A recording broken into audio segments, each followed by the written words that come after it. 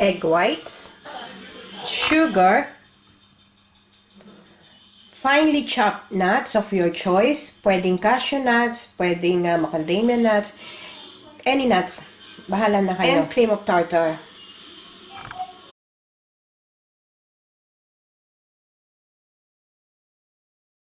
Finely chopped nuts again of your choice for the toppings later. Sugar, water, butter, and corn syrup.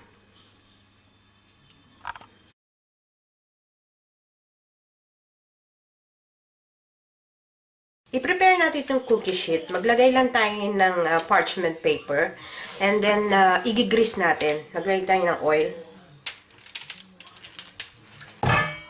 Make sure na covered lahat para hindi didikit mamaya yung melang. Fully covered na ito ng oil. And then, mag-sprinkle lang tayo ng flour. Mag-dust.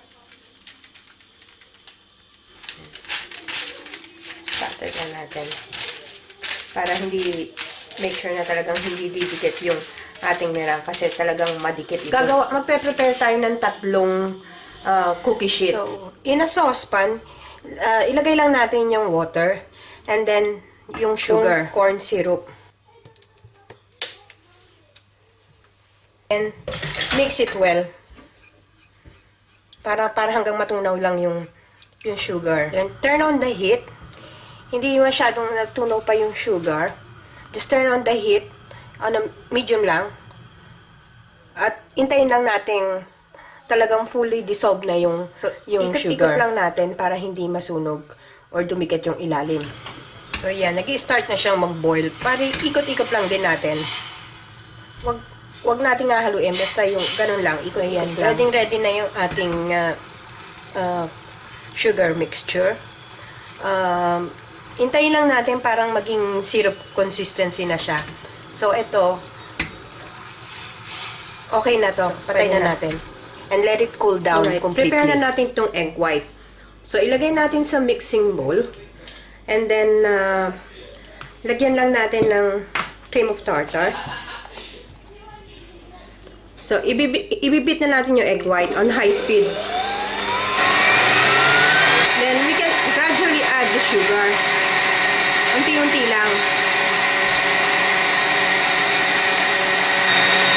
Let's continue beating this egg hanggang ma-reach yung peak stage. So, ayan ang tanong, paano mo malalaman kung na-reach mo na ang peak stage? Malalaman mo kung na-reach mo na ang peak stage kung pag angat mo neto, so, ayun makikita mo, tayong-tayo. Tagalin natin ito. And then, pag inangat mo ito, I don't know, I can't see it.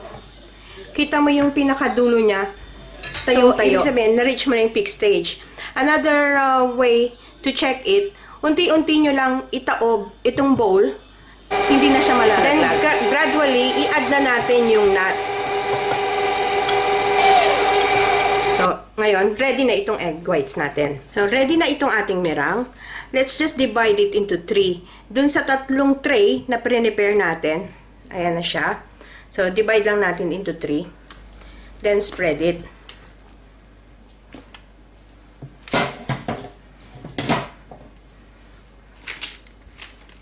Spread it evenly.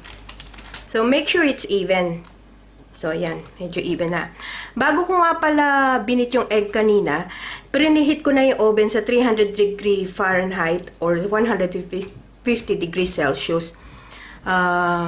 So, para ready na ito para sa cake natin. So, this tray is ready. So, continue lang natin hanggang magawa na natin yung dalawa pang tray. So, na-preheat ko na itong oven. So, pwede na tayo mag-bake.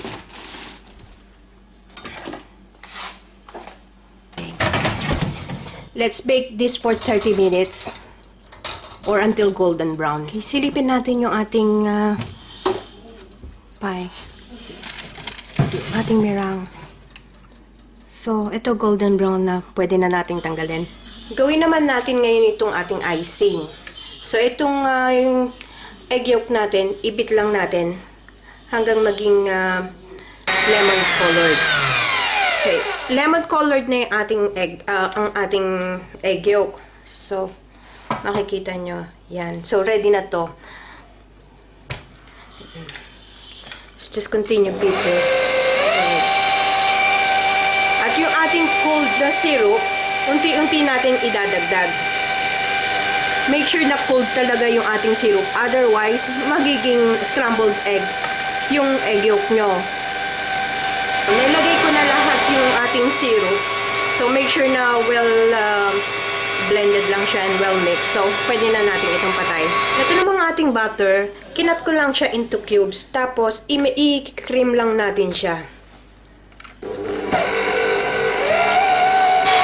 So, okay na itong butter natin. Medyo na-cream na siya. So, yung ating sugar and dahan-dahan natin idadagdag.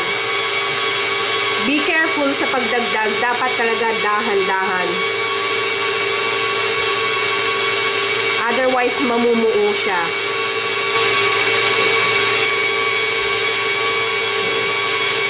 So, talagang dahan-dahan, tiyagaan talaga. Scrape lang natin yung sides para talagang mahalo.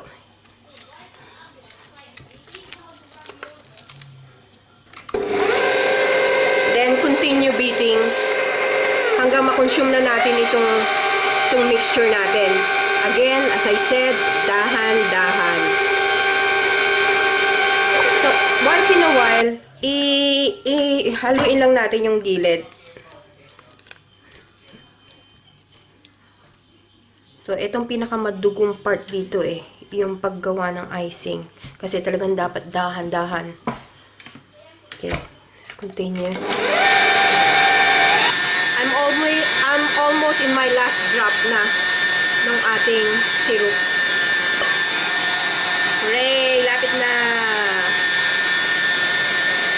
Alright, that's it. So, hintayin lang natin pang ma-mix ulit. Scrape lang natin yung sides.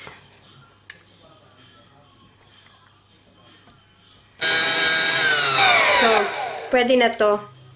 Ilagay lang natin muna sa fridge. Let's refrigerate lang natin for an hour para medyo ma-firm uli yung ating butter. This is how we're going to assemble our sansribal. So, yung ating kuha lang tayo ng tray with parchment paper or any serving tray that you wish. So, kunin natin yung isang layer.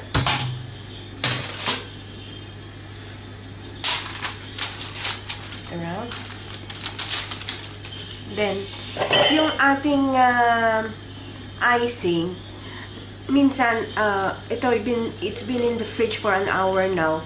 Sometimes, nagsisettle sa baba yung quite watery. Just mix nyo lang. And then, it's ready for spreading. Para lang tayo nagpapalaman ng tinapay. So, don't put too much. Just thinly. And then, spread it. Huwag masyadong makapal kasi sometimes sickly naman pagka masyadong makapal yung ating and then, meron pa tayong natitirang peanuts.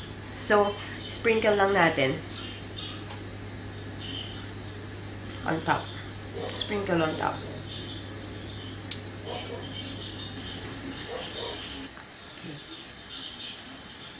And then, we'll proceed to the next layer. Same procedure. Spread lang natin. And then sprinkle. Ito na yung ating second layer. So na-spread na. And then again, sprinkle the nuts. Then, proceed to the third layer. So, nasa third layer na ako. Lagyan din natin yung sides. Sprinkle natin yung i-refrigerate lang natin to. At least minimum of 2 hours, I should say, bago natin i-serve. Kasi lumambot na uli yung ating butter. Mas maganda rin itong i-freeze kung gusto nyo. Para talagang crispy. And this is how we're going to serve our sansribal. So, prinis ko ito para talagang firm up siya. Sana ma-enjoy nyo itong recipe na ito and i-share it with your friends. Hanggang sa ulitin, salamat!